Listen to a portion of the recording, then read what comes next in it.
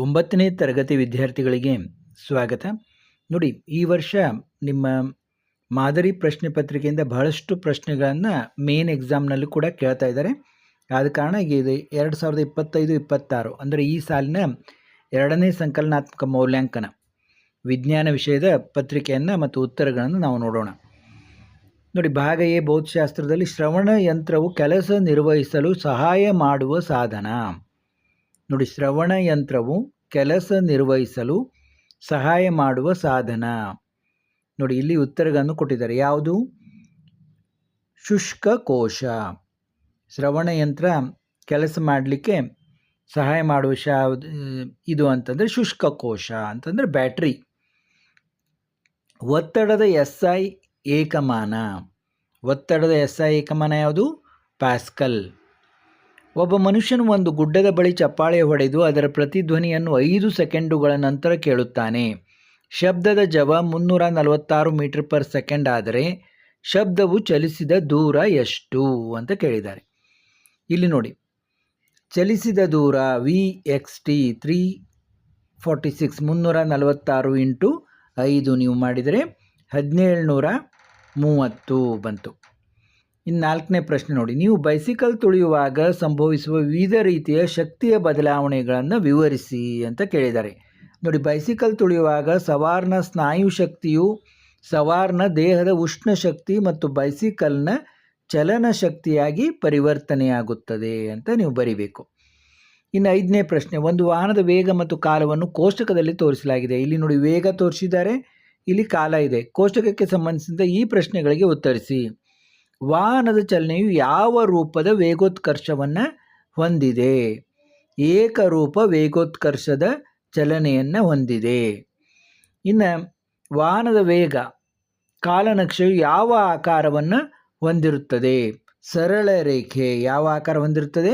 ಸರಳ ರೇಖೆ. ಇನ್ನು ಮುಂದಿನ ನೋಡಿ, RKM ಕಿಲೋಮೀಟರ್ ತ್ರಿಜ್ಯದ ವೃತ್ತೀಯ ಪಥದಲ್ಲಿ ಚಲಿಸುತ್ತಿರುವ ಕೃತಕ ಉಪಗ್ರಹವೊಂದು ಭೂಮಿಯ ಸುತ್ತ ಪರಿಭ್ರಮಣೆ ಮಾಡಲು 1 ದಿನ ತೆಗೆದುಕೊಳ್ಳುತ್ತದೆ.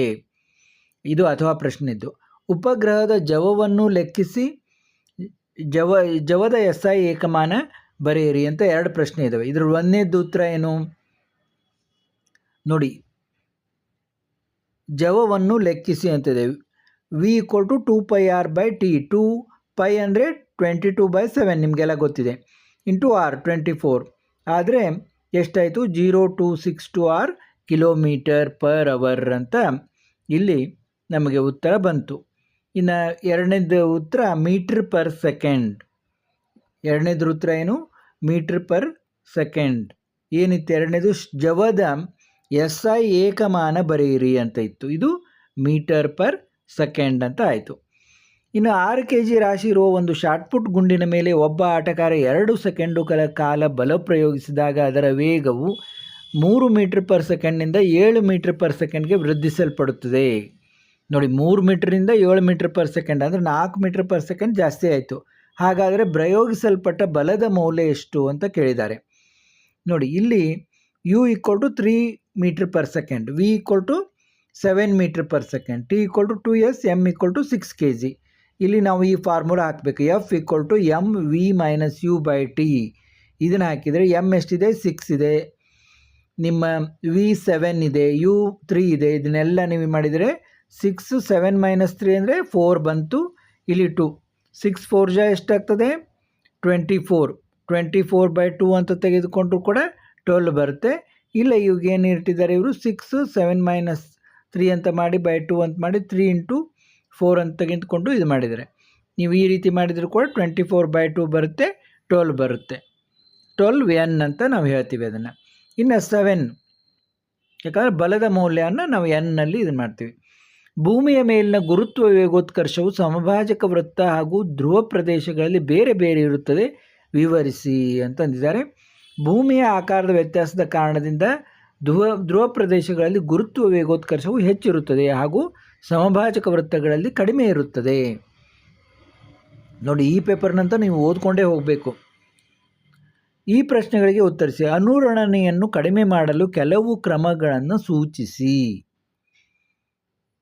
ಸಭಾಂಗಣ ಅಥವಾ ಪಡಸಾಲೆಯಲ್ಲಿ ಮೇಲ್ಛಾವಣಿ ಮತ್ತು ಗೋಡೆಗಳನ್ನು ಶಬ್ದ ಗ್ರಹಿಸುವ ಸಂಕುಚಿತ ದ್ರಗ್ನಾರು ಹಲಗೆ ಅಥವಾ ಒರಟಾದ ಪ್ಲಾಸ್ಟಿಕ್ನಿಂದ ಮುಚ್ಚಿರುತ್ತಾರೆ. ಆಸನದ ವಸ್ತುಗಳನ್ನು ಆಯ್ಕೆ ಮಾಡುವಾಗ ಅವುಗಳ ಶಬ್ದಗ್ರಹಿಕ ಗುಣಗಳನ್ನು ಪರಿಗಣಿಸಿರುತ್ತಾರೆ. ಇನ್ನು 9ನೇ ಪ್ರಶ್ನೆ ನೋಡಿ, ವಿಶ್ವವ್ಯಾಪಿ ಗುರುತ್ವ ನಿಯಮವನ್ನು ವ್ಯಾಖ್ಯಾನಿಸಿ. ಎರಡು ಕಾಯಗಳ ನಡುವಿನ ಗುರುತ್ವ ಬಲದ ಮೇಲೆ ಪ್ರಭಾವ ಬೀರುವ ಅಂಶಗಳು ಯಾವುವು ಅಥವಾ ಆರ್ಕಿಮಿಡಿಸ್ನ ತತ್ವವನ್ನು ವಿವರಿಸಿ. ಇಷ್ಟು 3 ಪ್ರಶ್ನೆಗಳಿದ್ದಾವೆ ಇದರಲ್ಲಿ. ವಿಶ್ವವ್ಯಾಪಿ ಗುರುತ್ವ ನಿಯಮ ಏನು?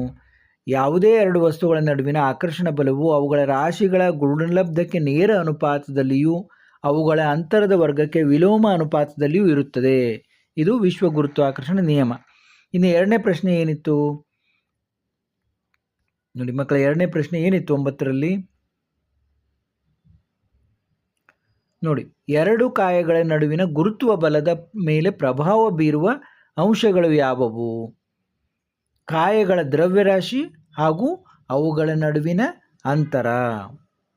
ಕಾಯಗಳ ದ್ರವ್ಯರಾಶಿ ಮತ್ತು ಅವುಗಳ ನಡುವಿನ ಅಂತರ. ಇನ್ನು ಅಥವಾ ಪ್ರಶ್ನೆ ನೋಡಿ, ಆರ್ಕಿಮಿಡಿಸ್ನ ತತ್ವವನ್ನು ವಿವರಿಸಿ. ನೋಡಿ, ಒಂದು ವಸ್ತುವನ್ನು ಸಂಪೂರ್ಣವಾಗಿ ಅಥವಾ ಭಾಗಶಃ ದ್ರವದಲ್ಲಿ ಮುಳುಗಿಸಿದಾಗ ಅದರಿಂದ ಪಲ್ಲಟಗೊಂಡ ದ್ರವದ ತೂಕದಷ್ಟೇ ಮೇಲ್ಮುಖ ಬಲವನ್ನು ಅದು ಅನುಭವಿಸುತ್ತದೆ. ಇದನ್ನು ಆರ್ಕಿಮಿಡಿಸ್ ತತ್ವ ಎನ್ನುವರು.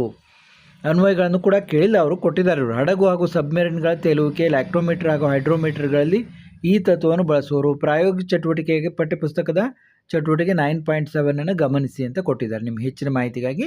ಇನ್ನು 10ನೇ ಪ್ರಶ್ನೆ ನೋಡಿ, ವಸ್ತುವಿನ ಸ್ಥಾನ ಅಥವಾ ಸ್ಥಿತಿ ಬದಲಾವಣೆಗೆ ಕಾರಣವಾಗುವ ಬಲವನ್ನು ಹೆಸರಿಸಿ. 1N ಬಲವನ್ನು ವ್ಯಾಖ್ಯಾನಿಸಿ. ರಾಕೆಟ್ ಕಾರ್ಯನಿರ್ವಹಿಸುವ ತತ್ವವನ್ನು ಹೆಸರಿಸಿ. ನೋಡಿ, 1ನೇದ್ದು ಅಸಂತುಲಿತ ಬಲಗಳು, 2ನೇದು ಉತ್ತರ ವರ್ತಿಸುವ ಬಲದ ಪ್ರಮಾಣ, 3ನೇದು ನ್ಯೂಟನ್ನನ ಚಲನೆಯ 3ನೇ ನಿಯಮ. ಯಾವುದು? ರಾಕೆಟ್ ಕಾರ್ಯನಿರ್ವಹಿಸುವ ತತ್ವ ಯಾವುದು? ನ್ಯೂಟನ್ನನ ಬಲದ ನ್ಯೂಟನ್ನ ಚಲನೆಯ 3ನೇ ನಿಯಮ.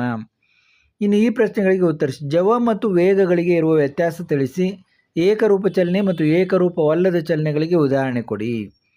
ನೋಡಿ, ಜವ ಮತ್ತು ವೇಗ ವ್ಯತ್ಯಾಸ ಏನು ನೋಡಿ. ಏಕಮಾನ ಕಾಲದಲ್ಲಿ ಕಾಯ ಚಲಿಸಿದ ದೂರ, ಏಕಮಾನ ಕಾಲದಲ್ಲಿ ಕಾಯದ ಸ್ಥಾನಪಲ್ಲಟ ದಿಕ್ಕನ್ನು ಹೊಂದಿಲ್ಲ.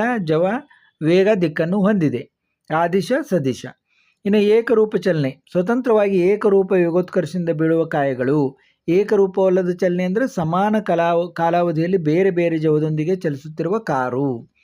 ಇನ್ನು 12ನೇ ಪ್ರಶ್ನೆ ನೋಡಿ, ಒಂದು ಕಾಯದ ಮೇಲೆ ಯಾವುದೇ ಬಲ ವರ್ತಿಸದಿರುವಾಗ ಅಲ್ಲಿ ಸ್ಥಾನಪಲ್ಲಟವಿದೆಯೇ? ನಿಮ್ಮ ಉತ್ತರವನ್ನು ಕಾರಣದೊಂದಿಗೆ ಸಮರ್ಥಿಸಿ. ನೋಡಿ, ಹೌದು, ಸ್ಥಾನಪಲ್ಲಟ ಸಾಧ್ಯವಿದೆ. ಏಕರೂಪ ಚಲನೆಯಲ್ಲಿ ಇರುವ ಕಾಯ ಏಕರೂಪ ಚಲನೆಯಲ್ಲಿ ಇರುವಾಗ ಕಾಯದ ಮೇಲೆ ವರ್ತಿಸುವ ಬಲ ಶೂನ್ಯವಾಗುತ್ತದೆ, ಆದರೆ ಕಾಯದ ಸ್ಥಾನ ಪಲ್ಲಟವಾಗುತ್ತದೆ. ಆದ್ದರಿಂದ ಒಂದು ಕಾಯದ ಮೇಲೆ ಯಾವುದೇ ಬಲ ವರ್ತಿಸದಿರುವಾಗ ಸ್ಥಾನಪಲ್ಲಟ ಸಾಧ್ಯವಿದೆ. ಇನ್ನು ಕೆಲಸ ನಡೆದಿದೆ ಎಂದು ಹೇಳಲು ಸಾಧಿಸಬೇಕಾದ 2 ನಿಬಂಧನೆಗಳನ್ನು ತಿಳಿಸಿ. ಕಾಯವು ಸ್ಥಾನವನ್ನು ಬದಲಾಯಿಸಿರಬೇಕು ಮತ್ತು ಕಾಯದ ಮೇಲೆ ಬಲ ಪ್ರಯೋಗ ಆಗಿರಬೇಕು. ಅಂದಾಗ ನಾವೇನಾಗ್ತೀವಿ? ಕೆಲಸ ಆಗಿದೆ ಅಂತ ಹೇಳ್ತೀವಿ. ಶಕ್ತಿಯನ್ನು ನಿರೂಪಿಸಿ.